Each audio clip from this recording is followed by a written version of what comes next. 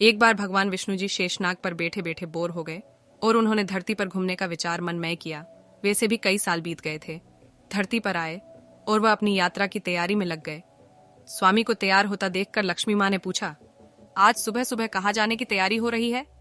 विष्णु जी ने कहा, हे लक्ष्मी, मैं धरती लोक पर घूमने जा रहा हूँ। तो कुछ सोचकर लक्ष्मी माँ ने कहा, हे देव, क्या मैं भी आपके साथ चल सकती हूँ? भगवान विष्णु ने 2 पल सोचा, फिर कहा, एक शर्त पर तुम मेरे साथ चल सकती हो। तुम धरती पर पहुंचकर उत्तर दिशा की ओर बिल्कुल मत देखना। इसके साथ ही माता लक्ष्मी ने हाँ कह के अपनी मन ली और सुबह सुबह माँ लक्ष्मी और भगवान विष्णु धरती पर पहुंच गए। अभी सूर्य देवता निकल रहे थे।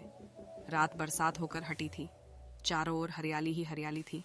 उस समय चारों ओर बहुत शांति थी और धरती बहुत ही सुंदर दिख रही थी। और माँ लक्ष्मी मंत्र मुग्ध होकर धरती को देख रही थी और भूल गई कि पति को क्या वचन देकर आई है। और चारों ओर देखती हुई कब उत्तर दिशा की ओर देखने लगी पता ही नहीं चला। उत्तर दिशा में माँ लक्ष्मी को एक बहुत ही सुंदर बगीचा नजर आया और उस तरफ से भीनी भीनी खुशबू आ रही थी और बहुत ही सुंदर सुंदर फूल खिले थे।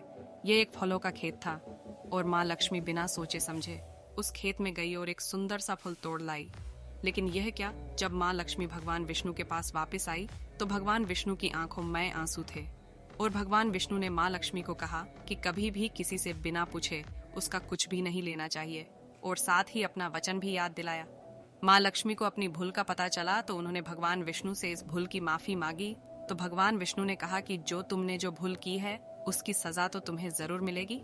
जिस माली के खेत से तुम नए बिना पूछे फूल तोड़ा है, ये एक प्रकार की चोरी है। इसलिए अब तुम 3 साल तक माली के घर नौकर बनकर रहो। उसके बाद मैं तुम्हें बैकुंठ में वापस बुलाऊंगा। माँ लक्ष्मी ने चुपचाप सर झुकाकर हाँ कर दी। आजकल की लक्ष्मी थोड़े थी। और माँ लक्ष्मी एक गरीब औरत का रूप धारण करके उस खेत के मालिक के घर गई। घर क्या एक झोपड़ा था और मालिक का नाम माधव था। माधव की बीबी, 2 बेटे और 3 बेटियां थीं। सभी उस छोटे से खेत में काम करके किसी तरह से गुजारा करते थे। माँ लक्ष्मी जब एक साधारण और गरीब औरत बनकर जब माधव के झोपड़े पर गई तो माधव ने पूछा, बहन तुम कौन हो और इस समय तुम्हें क्या चाहिए? तब माँ लक्ष्मी ने कहा, मैं एक गरीब औरत हूँ, मेरी देखभाल करने वाला कोई नहीं। मैंने कई दिनों से खाना भी नहीं खाया। मुझे कोई भी काम दे दो, साथ में मैं तुम्हारे घर का काम भी कर दिया करूँगी। बस मुझे अपने घर में एक कोने में आसरा दे दो। माधव बहुत ही अच्छे दिल का मालिक था। उसे दया आ गई, लेकिन उसने कहा, बहन मैं तो बहुत ही गरीब हूँ। मेरी कमाई से मेरे घर का खर्च मुश्किल से चलता है। लेकिन अगर मेरी 3 की जगह 4 बेटियां होती तो भी मैंने गुजारा करना था। अगर तुम मेरी बेटी बनकर जैसा रूखा सूखा हम खाते हैं उसमें खुश रह सकती हो तो बेटी अंदर आ जाओ।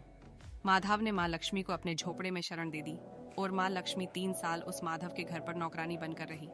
जिस दिन माँ लक्ष्मी माधव के घर आई थी उससे दूसरे दिन ही माधव को इतनी आमदनी हुई फलों से कि शाम को एक गाय खरीद ली। फिर धीरे धीरे माधव ने काफी जमीन खरीद ली और सबने अच्छे अच्छे कपड़े भी बनवा लिए और फिर एक बड़ा पक्का घर भी बनवा लिया। बेटियों और बीबी ने गहने भी बनवा लिए और अब मकान भी बहुत बड़ा बनवा लिया था। माधव हमेशा सोचता था कि मुझे यह सब इस महिला के आने के बाद मिला है। इस बेटी के रूप में मेरी किस्मत आ गई है मेरी। और अब 2-5 साल बीत गए थे, लेकिन माँ लक्ष्मी अब भी घर में और खेत में काम करती थी।